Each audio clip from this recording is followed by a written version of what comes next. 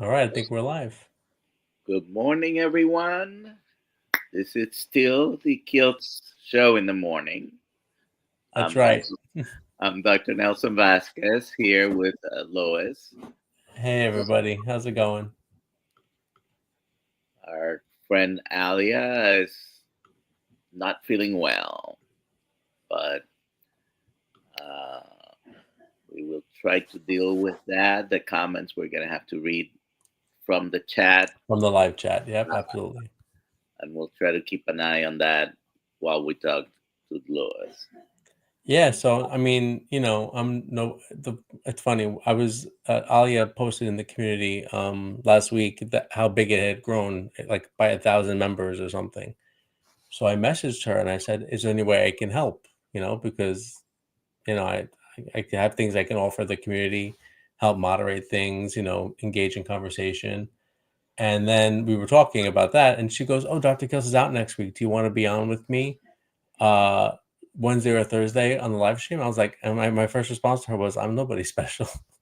And she goes, "No, just come and talk." I said, "Yeah, sure, I can come and watch and stuff like that." So that's pretty much how I got here. And then, of course, I heard Dr. Nelson was going to be on. I said, "This is great. We'll be with Dr. Nelson. We'll answer, I'll help him with the questions." And then, of course, Alia is sick. So, yeah, that's me. And I'm coming from New York City. And I'm really excited today because it's going to be near 60 degrees. So I'm really excited. Go I for a know. walk today. I noticed that you posted something somewhere, Yeah. and I was going to ask you last night. In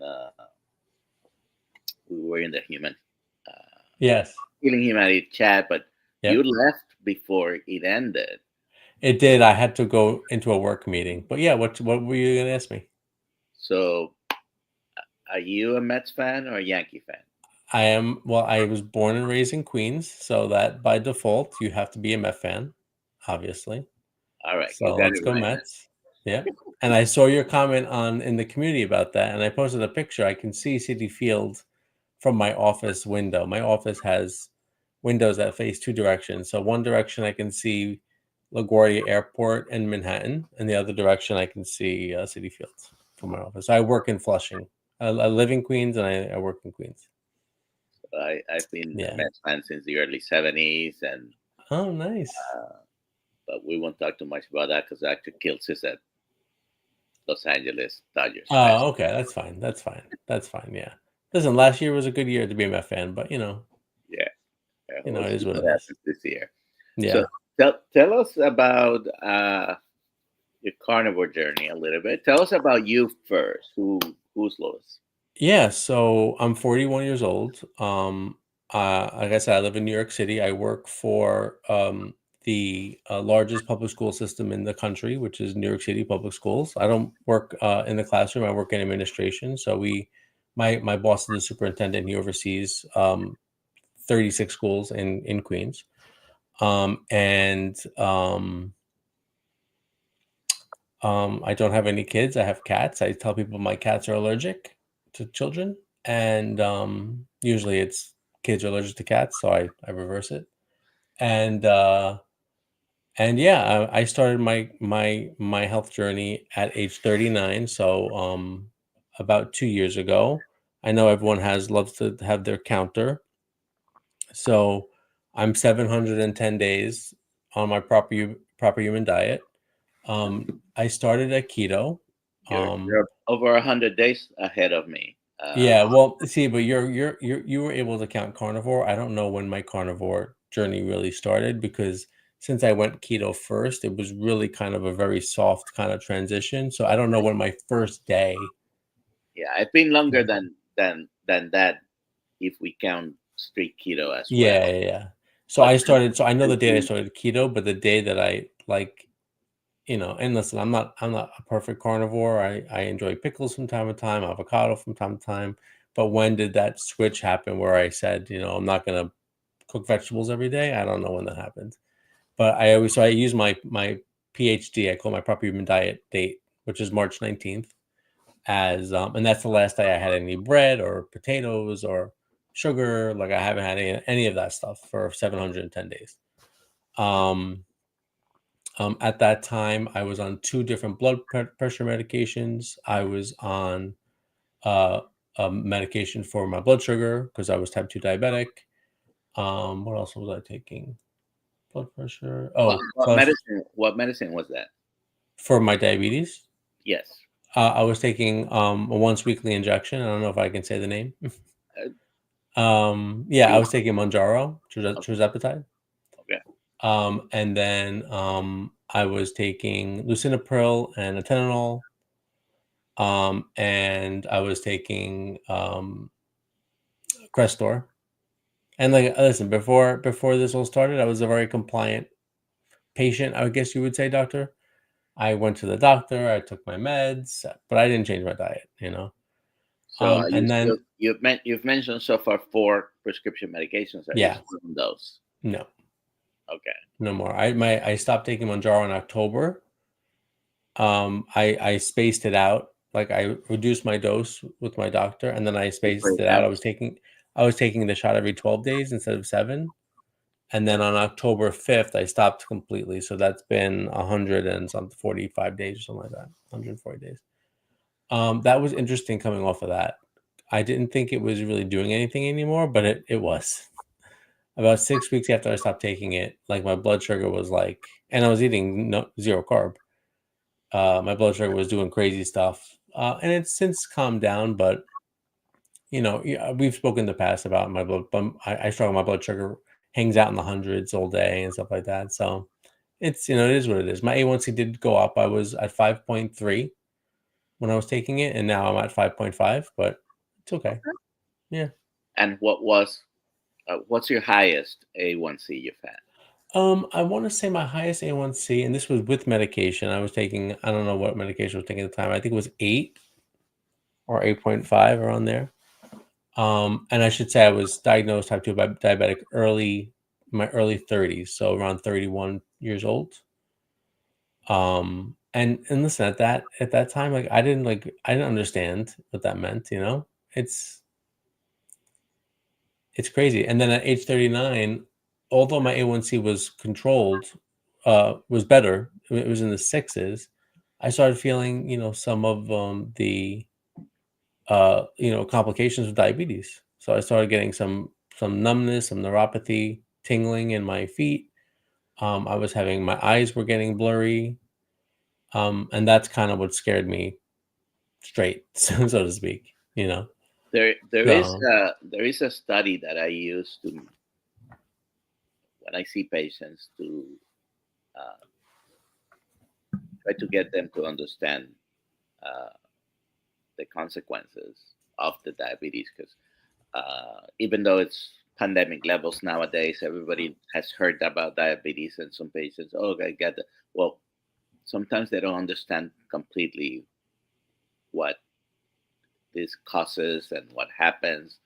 Uh, and like many patients, they follow the doctor's advice, which you were under control, uh, taking multiple medications, but uh, sometimes even with being under control, which by most medical standards will be anything under 7%, mhm, you can still get complications.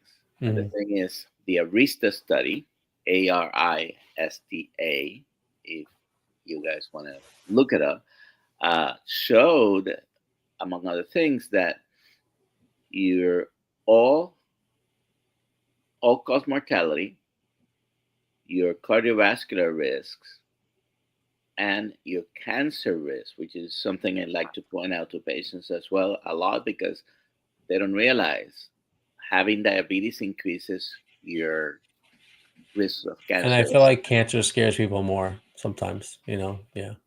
I tell them, listen, now you have exponentially, and I show them Mhm, graph. So out of this study, all the graphs looked similar. They were flat, general population, 1% or hazard ratio of 1, to be more exact, uh, a flat line until you get to about 5.6 to 5.7.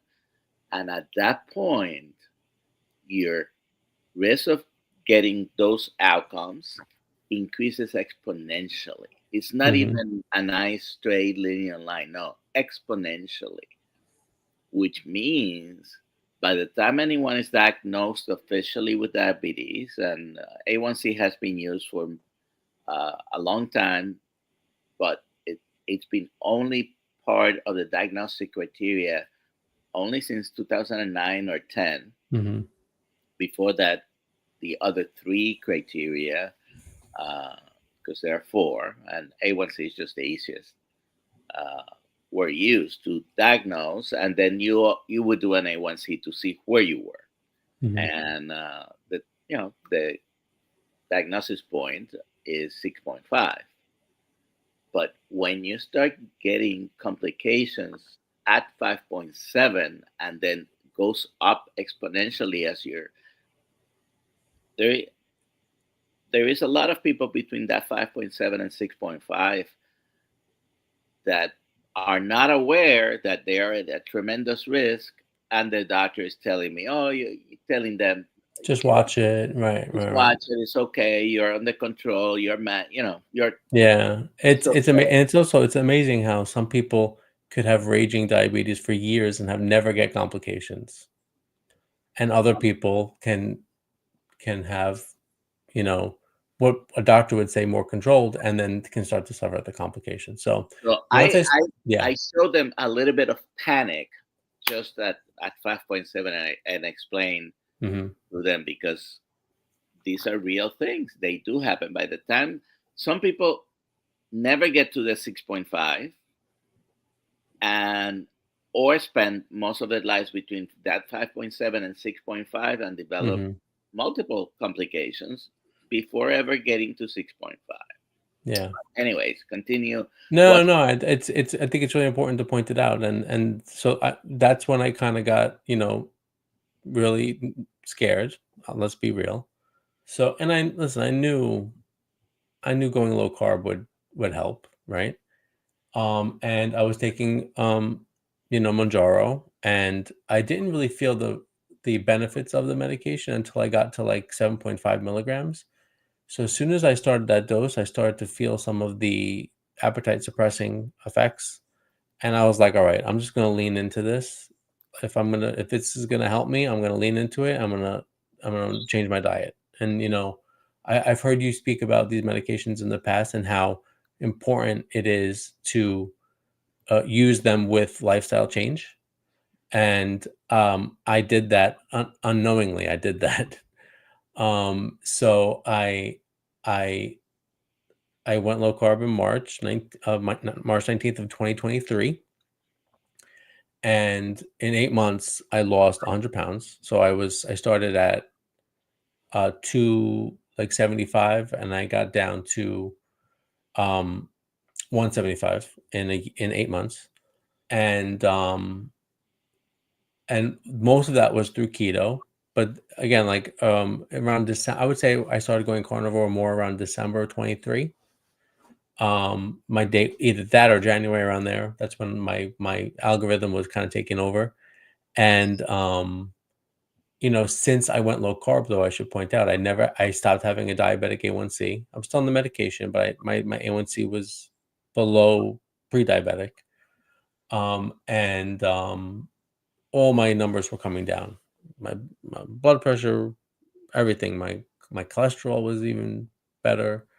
Um, so then I just started, my doctor's cool. He orders my labs, but when I talked to him about stopping medication, he's like, well, I said, my blood pressure is normal. He goes, well, maybe it's normal because of medication. I'm like, well, let's try it out. So I kind of took some of my And it's stuff. possible. It's Yeah, possible. it is possible. So I started taking myself off some of that medication. So first I stopped the lisinopril.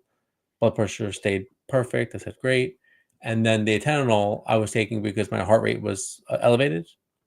That's why I originally I took that. And so I kind of weaned that down. So I cut the pill in half. I took it every other day, and it took time, but now my resting heart rate's in the 60s, which is great. I also feel like I had some white coat syndrome, which might be why.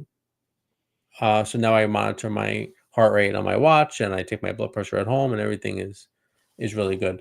Um, I And stopped taking are the you taking any prescriptions right no, now? no, nothing. I take some supplements. I take magnesium and I take berberine, which I don't even know if it does anything, but I do this stuff, but nothing prescribed.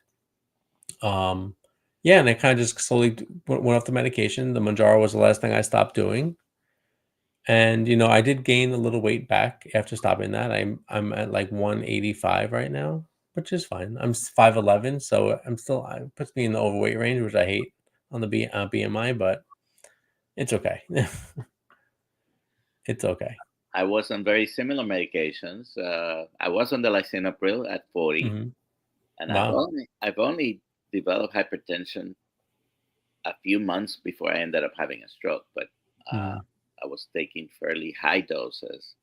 At some point, I was up to 400 milligrams, 300 milligrams of metoprolol, which is very similar to atenolol. They're mm. both beta blockers, and on the lisinopril at 40, which is the maximum dose. And since I doing keto, I don't think I had to decrease any of those. But once I went carnivore, within uh, I believe it was 7 months, 7 or 8 months, I finally stopped everything. Slowly tapered down both of them, and I don't take. I always keep with me in my Yeah, you bag. mentioned the other day that you've been off insulin for a while now, right? A few 2 weeks. Yeah, right now was today the 26th, Today's 26th. so I believe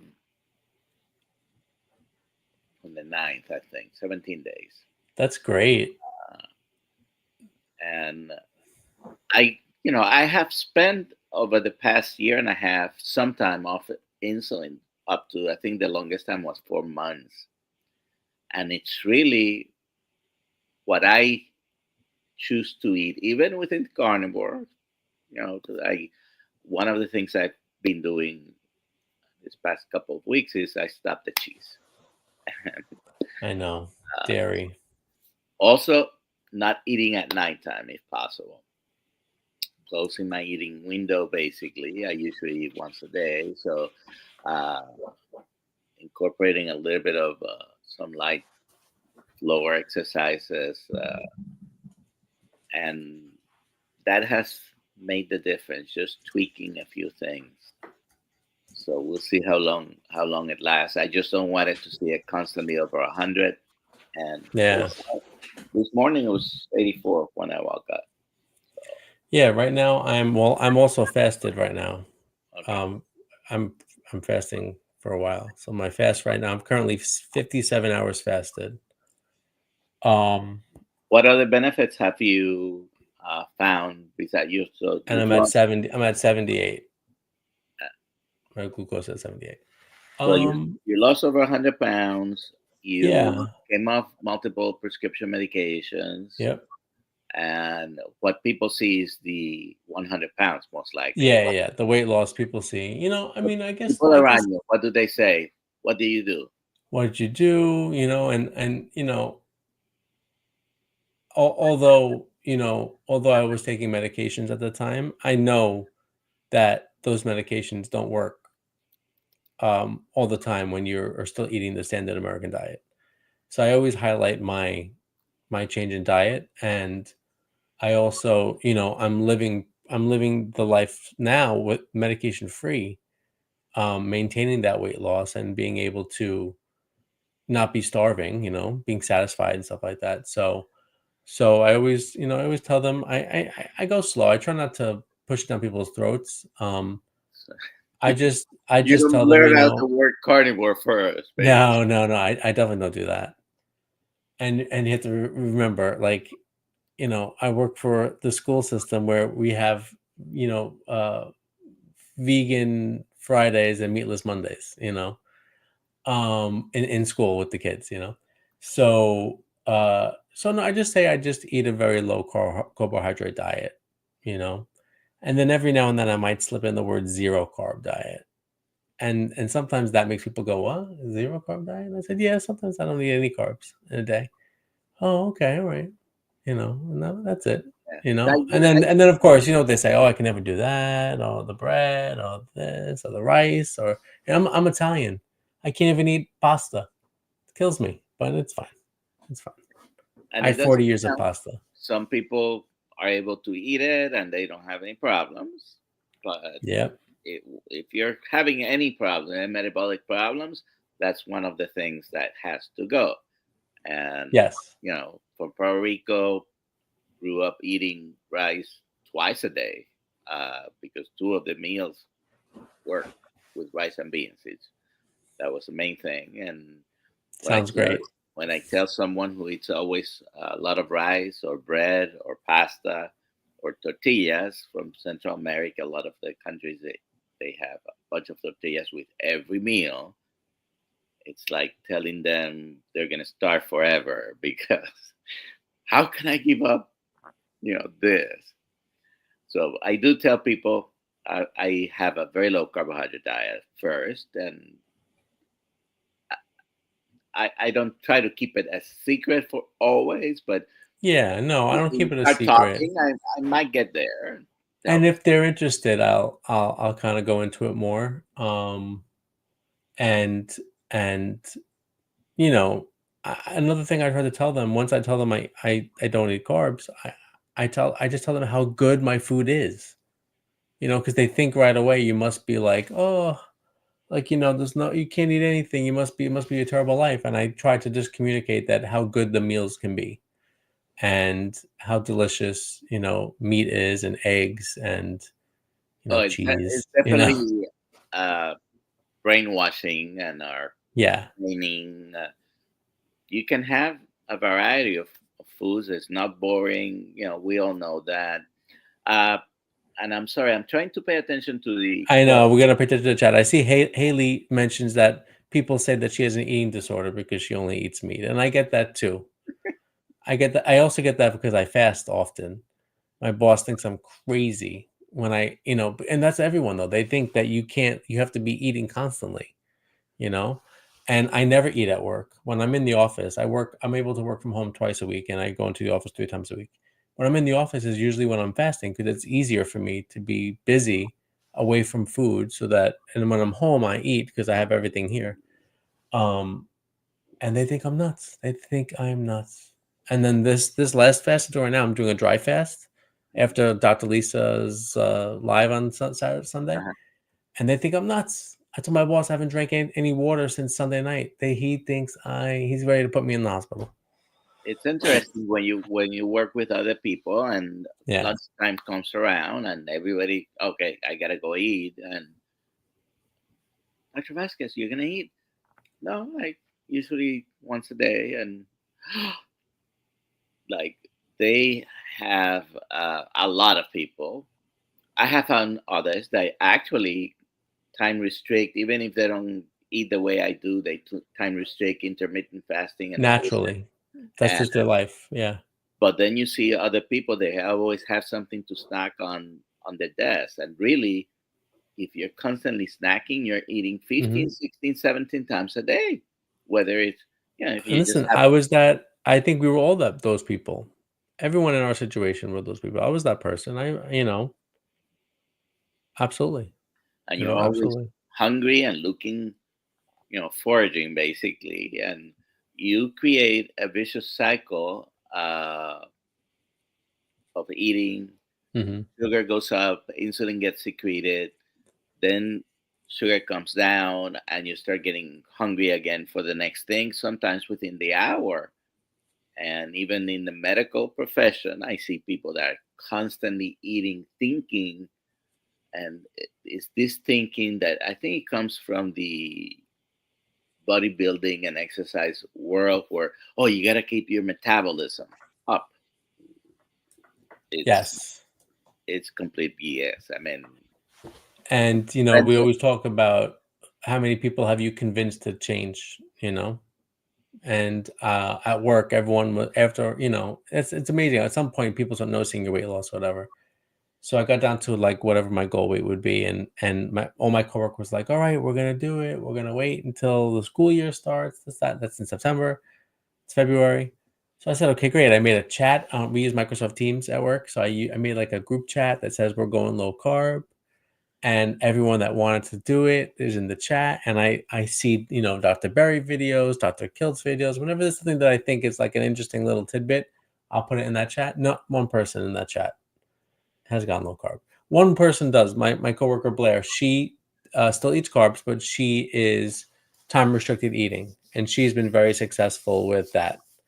And then I explained to her, I said, it's because you're giving your body a chance for your insulin levels to drop because you're Yeah. not eating for so many hours. And she's doing very good. And I said, when that stops working, then you're gonna have to dial back on something else, which usually is the carbohydrates. Even if you, Yeah.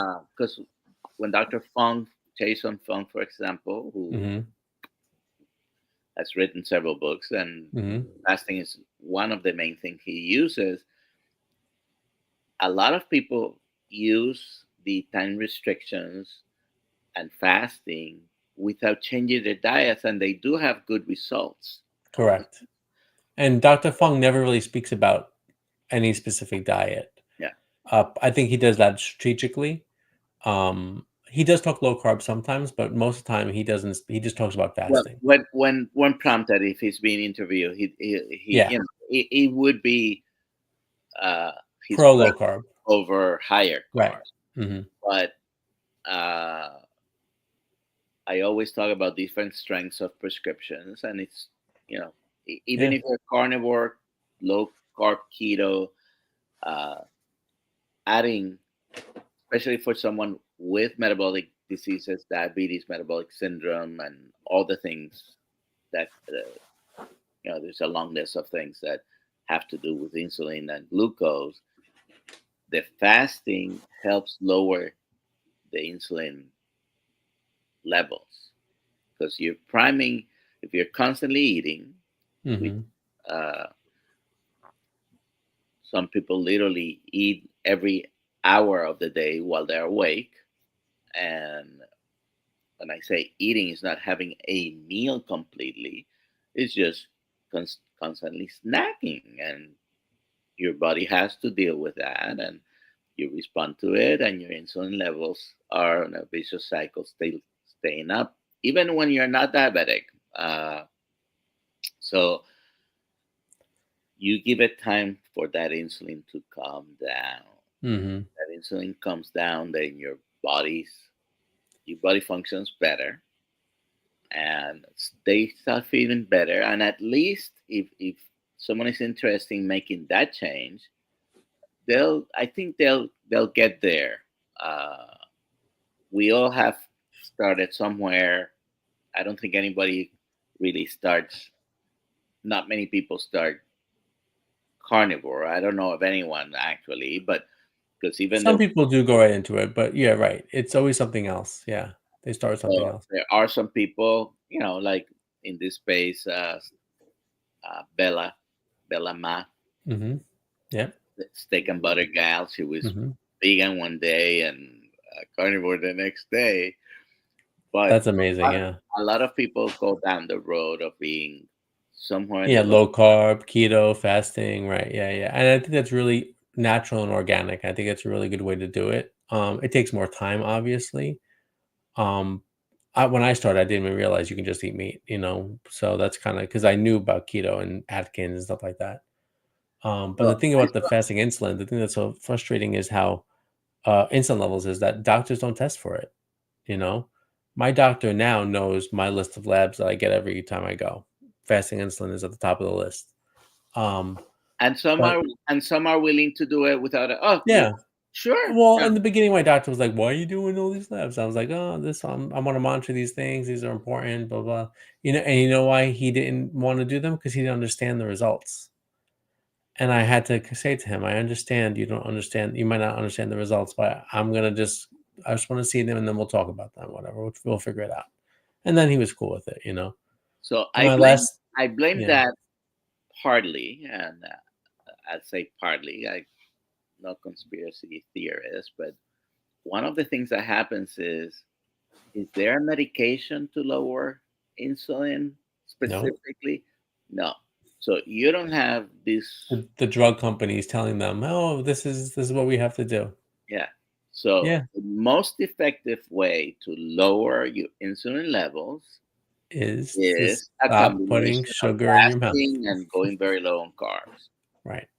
You can also you can achieve many of these things with other ways of eating, like restricting calories. Mhm. But hunger always wins. Is talk about a diet not being sustainable.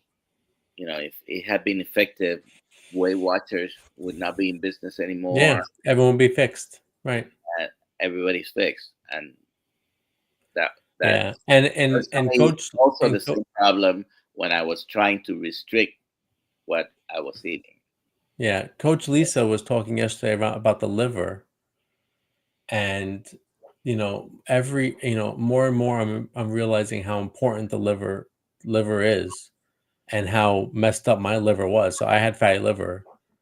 Uh, of course, now that has been resolved, but I still think I have some type of liver dysfunction because my liver is still pumping out glucose, to a level where I don't think it should be, right?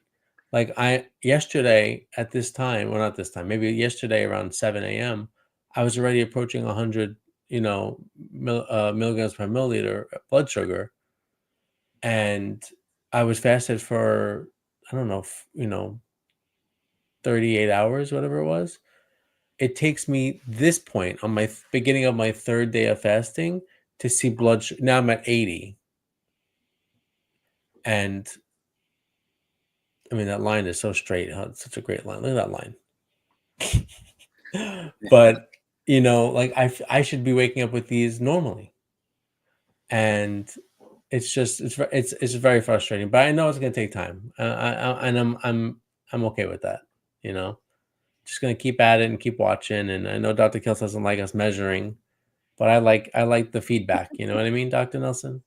No, I Yeah. think the Dr. Kill's approach is Of very course, good yeah. because you can, he likes to keep things simple. You don't have to measure. You don't have, but when you are uh, very sick metabolically and you've seen improvement, Hmm. uh, I think it's good to at least have some measurements because you want to stay within your lane. So and uh, you might not get fixed completely back to normal ever. Right, I right. And I came have up to realize that too, right? and I think I mentioned this before, but I came up with this analogy, explained it to someone, and Alia was that day. It was when we were in Tampa, and you take out a piece of aluminum foil, for example, and it's all straight and shiny and very good, right? And you crumple up that aluminum foil, and that could be where you are at your worst. And then you try to straighten it out, and you usually, do a pretty good job of having a flat on the counter, but it's gonna be wrinkled, and there's I don't know any good way of bringing it back to how it was. Yeah, So it will never be. I think our bodies are the same. It became very ill. How down the road of metabolic uh, problems, you could be very sick with multiple problems, and you can come back and reverse them all. But your body, you've caused some damage, particularly with the liver. 80% of diabetics have fatty liver Mhm. disease, and there is, the body, the liver, among other things, makes fat. I always talk in terms of excess. If we push it to the limit, it's going to get full of fat, right? Uh, and then that's going to cause damage, physical damage, because you cannot infiltrate the liver with a bunch of fat and not expect Mhm. damaging the cells, the Mhm. hepatocytes. And you can go back to the beginning, so to speak. You reverse. that And to what's the only way to diagnose that damage? Would it be, like, to actually go in and get, like, a biopsy? Because on all the scans, my fatty liver has resolved, but I guess they don't see scarring, so so the ultimate diagnosis is a biopsy. okay. But the first thing that you see on someone, they we notice it reviewing labs. Oh, your enzymes are elevated, but you're already down the road a bit when your enzymes are Mhm. high, because I put Yeah. it in four different broad categories, and you have a normal liver working perfectly, and you have normal enzymes. Now, you can have fatty infiltration of the liver, and your enzymes can be normal. So that I put that on the next stage. Let's see. Stage one is normal. Stage two is fat infiltration without Mm. inflammation. And the next step is fat infiltration with inflammation. That's when your enzymes go up. And down the road, there is one or two more stages, maybe, where your liver starts getting fibrosis and Mhm. cirrhosis, and then you end And at end stage, basically, where you need a liver transplant. transplant. Yeah. Alright, we Uh, have a few questions I think that are pretty Yeah, appropriate I topic-wise. wanted to point out someone around here. It was Marsha uh, Tusi or Tuki, depending on Mhm. how you pronounce it. Uh, Marissa. yeah.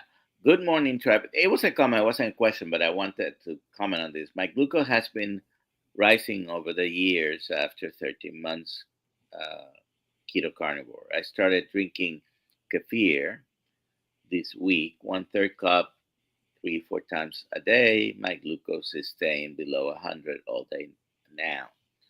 Uh, there is Interesting. there is a particular, I'm gonna call it a phenomenon, and if you guys listen to Dr. Robert Sabas, he sometimes talk a little bit about insulin insufficiency and insulin sensitivity and insulin Mhm. resistance and all this good talks. He's very good, very cerebral. Uh, I like listening I to like him too. him. Yep. Sometimes he gets so deep into the weeds that I feel like I'm back in school listening to a lecture that I still trying to But understand. he's passionate about the topic. He's so into it. He's so Yeah, into it. He's good he's videos, great. yeah. He's great. Anyways, so kefir, comes from an animal. Uh, we're not we're not really meant to be drinking milk all our lives. It's a growth food, but Mhm. you can tolerate it, it's okay. So the point is that sometimes some people find that adding a few carbs in the form of dairy, for example, helps them control the diabetes. Mhm. The blood sugar is better. Tell you the truth, I don't have the final answer on that yet, but And yeah. it seems to, you know, your if your pancreas is healing and you're producing insulin, may not be producing Mhm. the same way that you're supposed to. Doesn't go back to perfect, like I was mentioning. Sometimes it primes the pump a little bit. Yeah, to have a little bit of extra insulin on standby, So I'm not opposed to doing that, especially since you're staying within a carnivore. carnivore world. You're getting an animal product. Some people do add some fruit. My problem with adding fruits and going back to adding all kinds of foods, like some people do, is you gotta be active. You gotta be able to. So of course, we have this famous doctor we all refer to, heavy amounts of meat on his day, but also heavy amounts of carbohydrates. If I were to eat 200 to 400 grams of carbohydrates a day, I'd, I'd die because that's where I was going. Yeah. Even if it's good carbs, in other words, it's coming from whole foods and all that. He also spends 3 hours or more every day doing. Uh, Sometimes I think I might try going going more ketovore, just to introducing some low carb veggies back to see if it helps things. for the exact reason you just said. Because even Dr. Berry said sometimes people do better with little carbs in their diet, but that's down the line. I'll play But with that. I'm similar to Yeah, Dr. Berry has also mentioned he needs to stay he extremely does too, right? farm, and that's my case. You Hmm. know, Yeah. and so, anyways, So everybody's different. Stephanie, yeah. So Stephanie asked a question at 5:33 regarding A1C and blood sugar levels. When she first when she first changed her diet, her A1C went down to 5.4 at her 3-month labs, and then went up to 5.7 at her 6-month labs. And she strictly eats 2 meals a day. She's increased the fat. Is there any point in getting the A1C retested at 3 months later? Like, what? I mean, I mean, I guess she's asking about the rise in A1C, but also when should she retest it? Uh, I don't see her question. I don't know if she mentions how often she's taking it and if she's fasting. I think Well, incorporating she's doing two mad. She says she's doing 2 meals a day, so she seems to be doing some type of fasting. Yeah. incorporating once a day, once a week, for example, 1 day of fasting. Which, Hmm. if you're 48 eating, hour. if you're eating 2 times a day, that turns out to, depending on the timing, 36, 42, Hmm. 48 hours. I think it's helpful to help lower the A1C. average blood sugars, which is an A1C. All it's telling me is what translates into the average of your blood sugar over the past. We always say 90 days.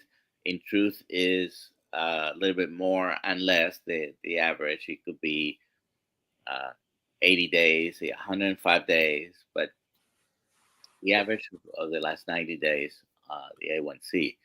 And if you're not doing that, that might be a little tweak. Also, uh, the hidden carbohydrates, uh, like cheese Dairy. or dairy, that could be significant. Sometimes I am so sensitive that if I start having consistently even 5 to 10 grams of carbohydrate a day, I'm gonna see it. I'm gonna see it on the results. Yeah. I personally have been very stable, 5.4 for a year and a half. I have to check it again. It has been a few months.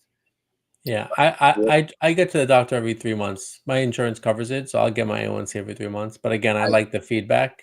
I like the have data. Yeah. 5.4, 5.3, 5.4, and 5.4 Yeah. the last 4 times I've done it. And the last time bought it at Walmart, one of those latest Oh, kits. little test kits. Yeah. Yeah. Yeah. So Cool. I think Well, they're that's actually pretty. a good idea too. I know those kits are not cheap, but you can actually get a pretty accurate at home Well, A1C. actually, I paid $35 for two of them. That's great. So that's, I mean, it costs you 17, Yeah. 18 No, bucks to. that's great. Yeah. No, that's amazing.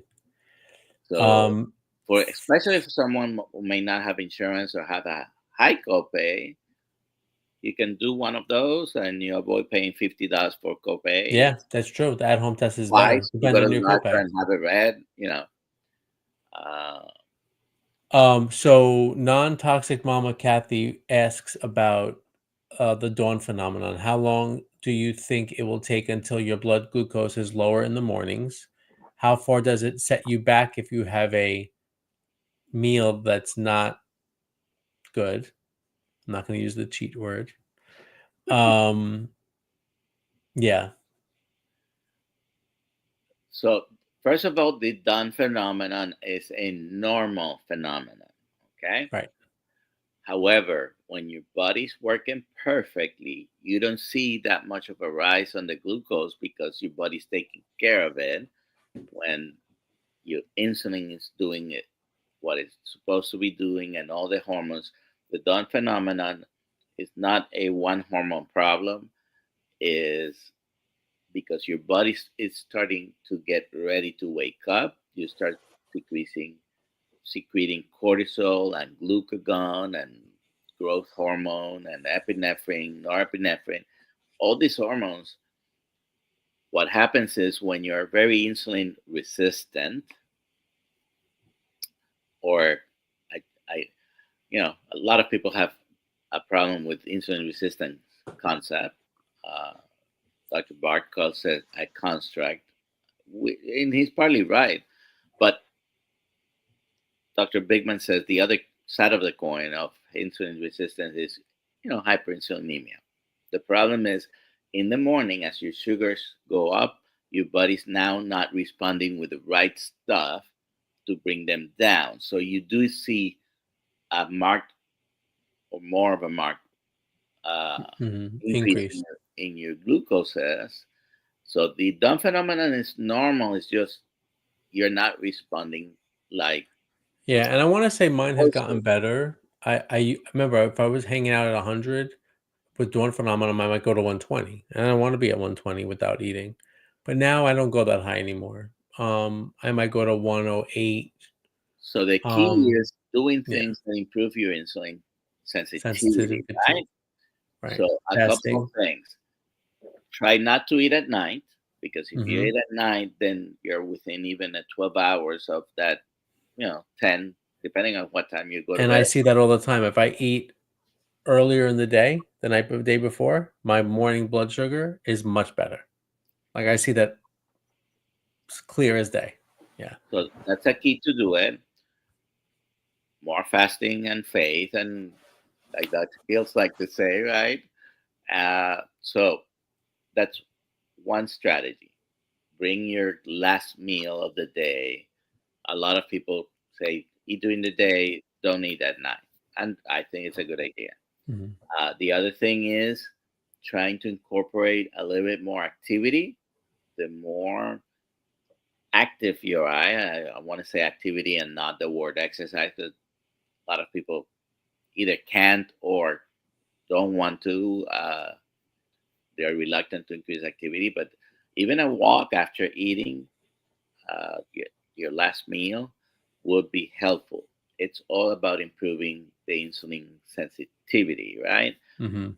And you will probably see the effects in your morning blood sugars once a week.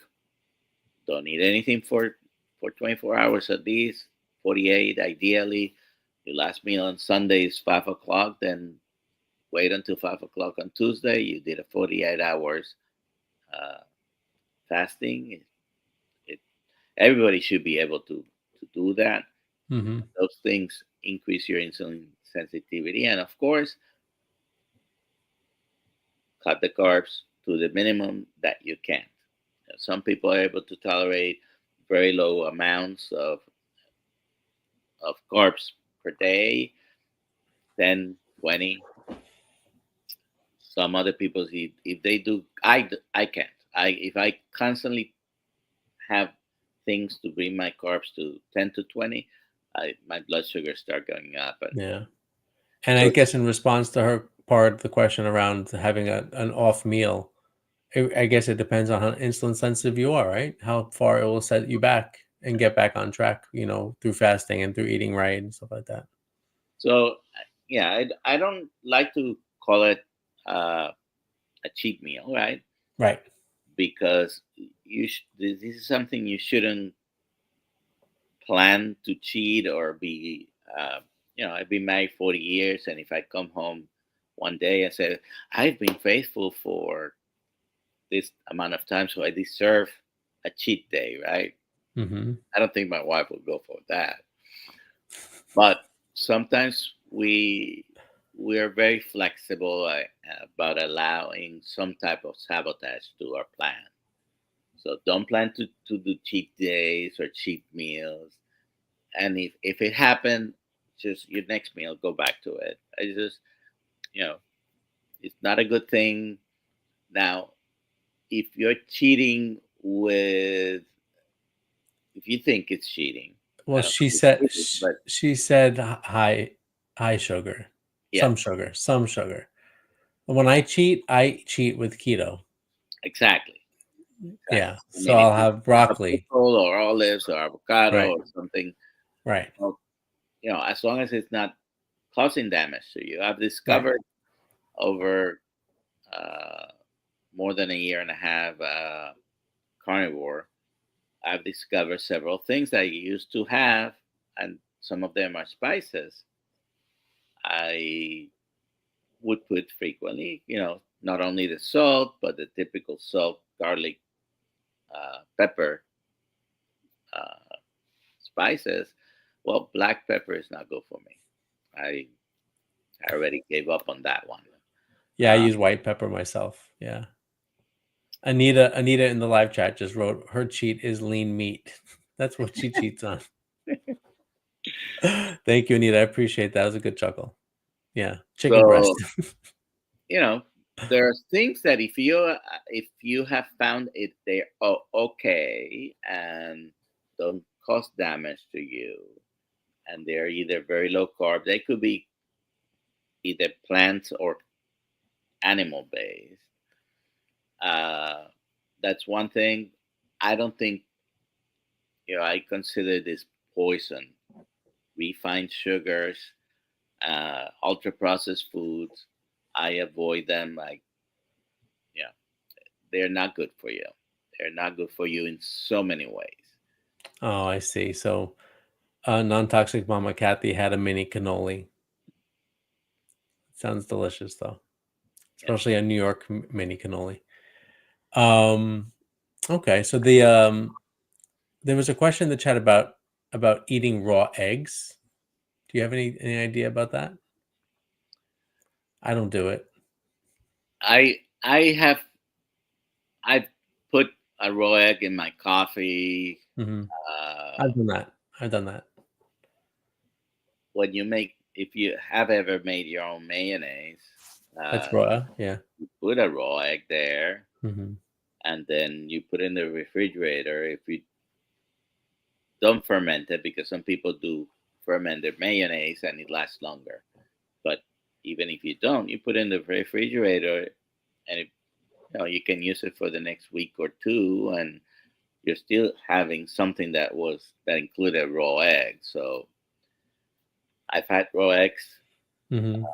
with And other I think things. there's a raw egg in Dr. Kiltz's ice cream, right?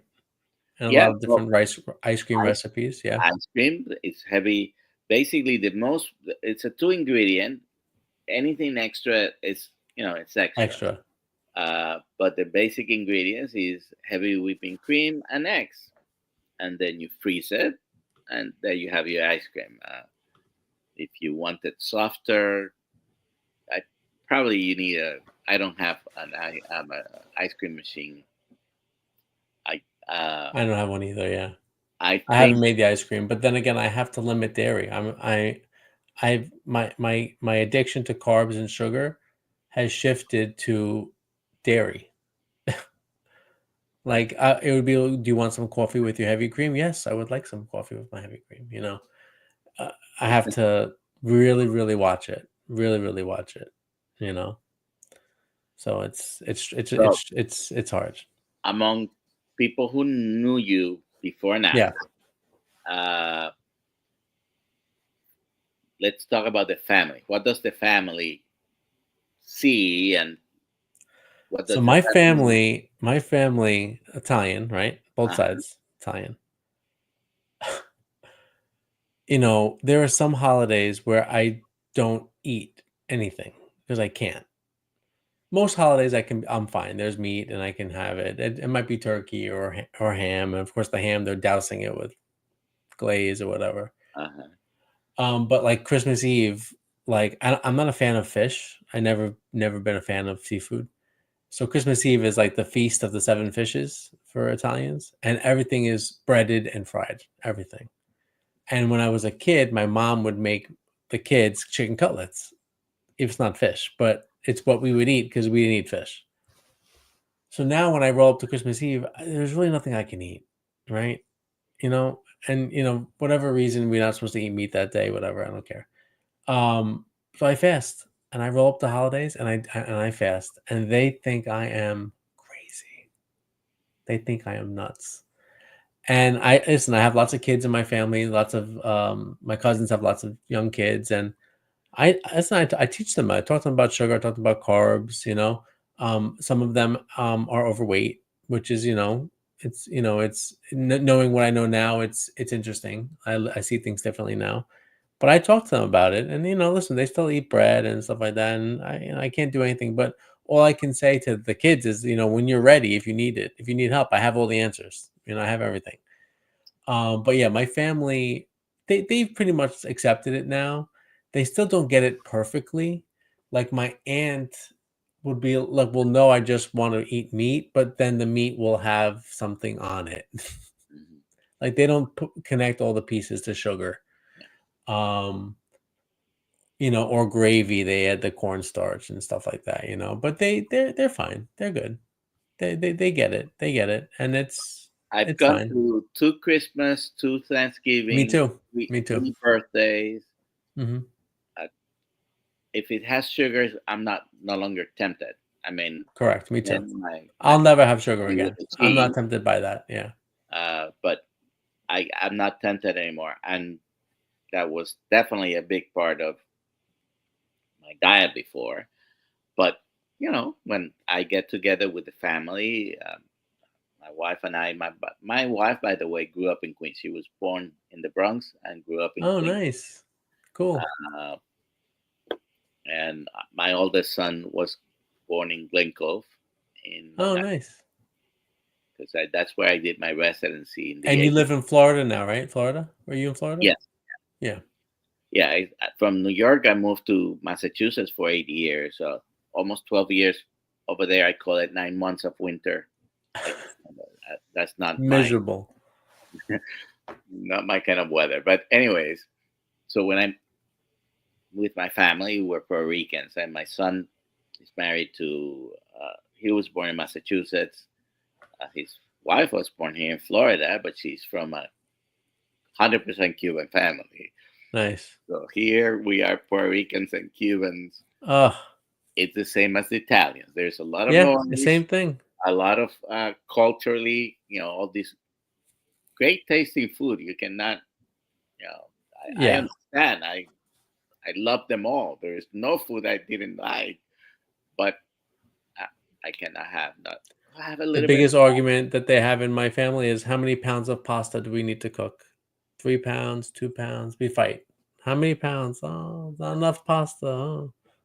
My So aunt some, with her no, pasta. they're used to it already. They and uh, and most of them, I we all eat meat, by the way, uh, Yeah.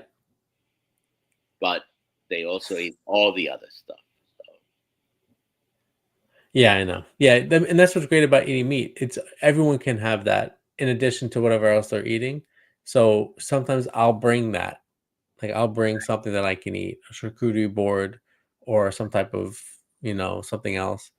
all right, And then it could be part of the meal and I could just eat that and stuff like that. Yes, Anthony S. Talk about the Sunday sauce. That's real life right there. yeah, and sauce is not going to be just the sauce. Of course, there's going to be sugar in it, and Yeah, and tomatoes in itself have sugar in it. So if I do make a sauce, it is Alfredo sauce. I make an Alfredo sauce, which is pretty good. But again, it goes back to the dairy. But so sometimes I have it as a treat. do you have any videos on your Oh YouTube? no, no, no. If people want to find me, you can find me on Facebook or Instagram.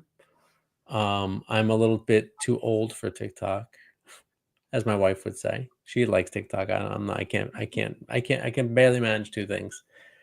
So, I can do most other things, but I've been putting some clips on yeah, yeah, yeah. TikTok. But yeah, no, I don't really have, I really just try to stay involved in the community just for myself, just to Well, um I see you often, of course, in the Kill yeah, Mighty Tribe. yeah. We have a free Zoom Yes, if call. anyone is not part of that, Dr. Kiltz makes this available to us for free. It is the most amazing thing that he could do. I mean, he does so many great things for us, but the fact that he makes that available because I'm sure it costs him money, make sure everyone joins that group. It's Uh, it's great. I Yeah. don't know of any, bigger personality in this world, in this Mhm. world we live in, right? The carnivore world that has a free level to that point where he's None. there every Monday. Mhm. He told me yesterday I'm gonna try to, but he's in Mexico, so I don't even. I think he if he had been watching, he would have made a comment here. But Dr. Kiltz, whether you spelled it out or not, the doctor, Dr. Kiltz or doctor spelled out Kiltz, Mhm. will take you there. drkiltz.com. Sign up to be a member. It's free. There is a Mhm. lot of good information on the website. We're going to be improving it and uh, putting more stuff in there. We might in the future add some levels, but this is always going to be the basic level is going to be free. And Okay. he wants to continue that. So the membership will be Eh, free. We might add a couple of levels Tears. with more coaching and more meetings. Also, we are helping Healing Humanity with their project, the movie. Big time. Their, Big. their site is Healing Humanity Live, and I know you're there frequently as well. I am part of that group. Yep. And if you have your own channel, just share your experiences, okay? No, absolutely. Yeah. LouisLotito.com goes to my link tree, which has my Facebook and Instagram on it, and I can always add something on there. But I can't see myself making any videos. I watch everyone else's. I don't have time to make my to make my own. But But thanks a lot, guys. It was good seeing everyone. if you don't produce any new content, you can like, share, and uh, when you find an interesting video and you have someone who you know is also interested, you can share those with them. So, Absolutely, and I do have playlists that I procured that I use for some of those things like that. Yeah, right. I could add those to the videos too, and maybe I'll add this to my channel too. This video, the all right. replay. So I want to read this. Hi, I'm 61. This is David Neufeld. I was 261 pounds, lost 60 pounds on, Wow, but could not drop lower. Uh, that means he dropped to about 200, but it two doesn't say hundred how pounds. high he is. How tall? Yeah. I have had an enlarged prostate, couldn't sleep at night because had to urinate every hour. I guess that implies he's better from that as well. Hmm. The prostate is an interesting thing because it might take a little bit longer than other things. The tissue doesn't get replaced that fast, and but I've heard a lot of people with improved symptoms. All right, so we are past the hour, Yeah, we're at time. I think and we're good. Alia was supposed to come back to. I don't have the off Well, button. she chatted with us. She wants to know if we want to end. I told her we were wrapping up. Okay, so you have a great day. Yeah, that doesn't